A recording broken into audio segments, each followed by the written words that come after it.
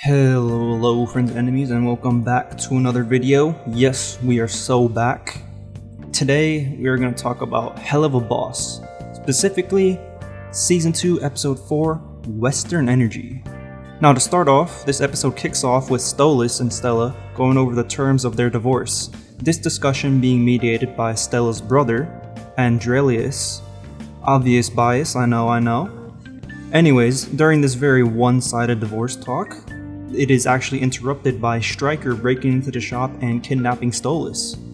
This being the same Stryker that we know from the Harvest Moon Festival episode back in Season 1. Now, as we know, Stryker, being from Wrath, is no stranger to combat, and as we saw before, he's actually quite skilled at it. He's able to put Stolas in real harm here by using Blessed Rope to negate his ability to use his powers, and can actually do real, lethal harm to Stolas here with an angelic blade. So obviously in this situation, who does Stolas turn to? Why, his favorite imp, Blitz. So Stolas gives Blitz a call, but unfortunately, Blitz is preoccupied with a medical appointment for Luna to get her Hellbeast shot, that apparently she needs once a year but can only get it every 5. So, seeing as that he's been waiting 5 years for this appointment and he doesn't really know the true severity of the situation, but he does have a feeling that it is quite bad, he sends Millie and Moxie to save Stolas. Blitz at this point, like I said, is still kind of unaware of just how bad the situation that Stolas is in. Like, he understands that it's bad, but I don't think he fully understands that Stolas' life is in danger here.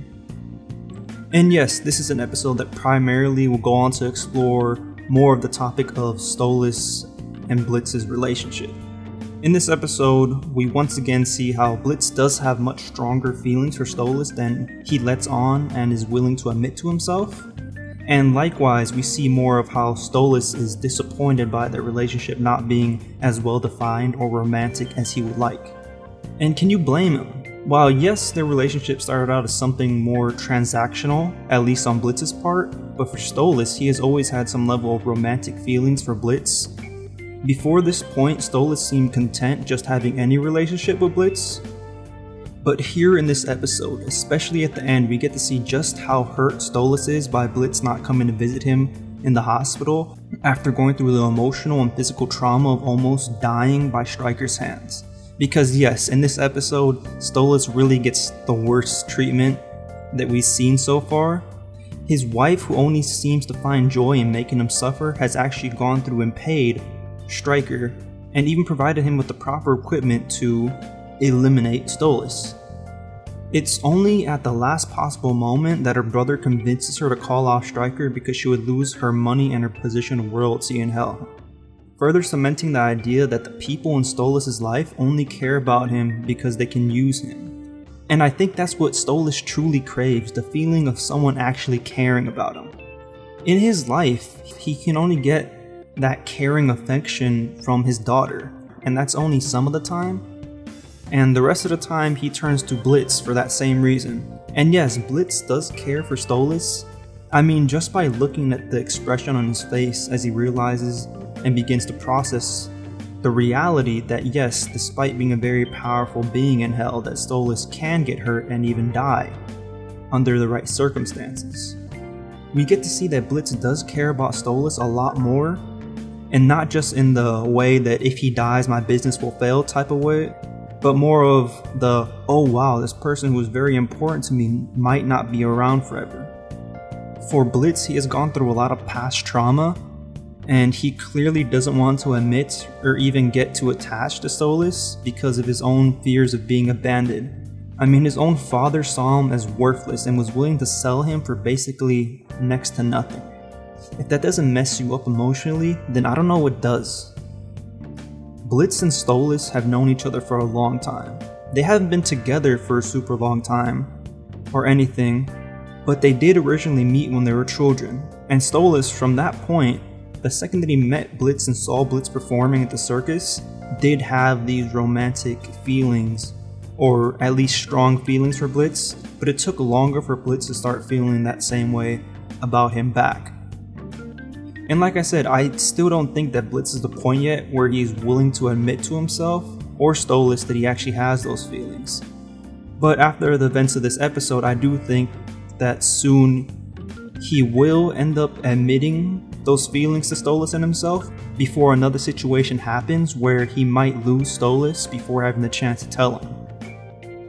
Now that's the main plots and character relationship development that happened in this episode, and I know I really don't do this often, but I'd like to talk more about some of the other elements in this episode that I really enjoyed.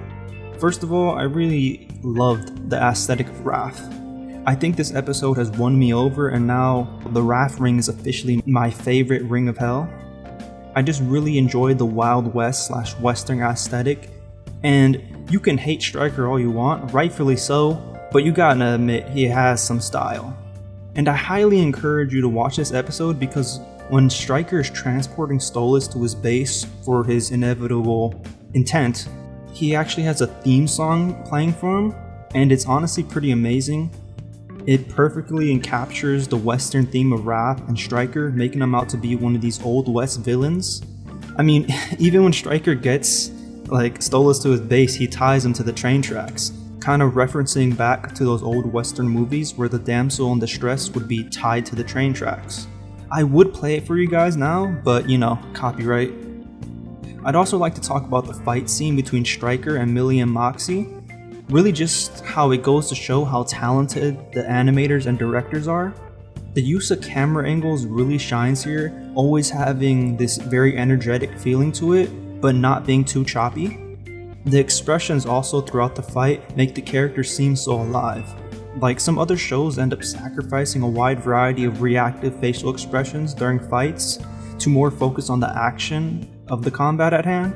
But this episode and this fight scene really just goes to show how special the creators of the show are and how they can balance those two things and still make an amazing product. And they even make use of the environment as part of their fight, which really highlights how these characters aren't just fighting in an empty box with the abandoned mineshaft aesthetic background, and shows us as the viewers how no, these are actual characters in this world, and that they are fighting in a real abandoned mineshaft, and this world is interactable with them. It's not just painted on the background. Alright, that's enough gushing about the animation and the aesthetic of the show. Now I'd like to address a few important things in this video.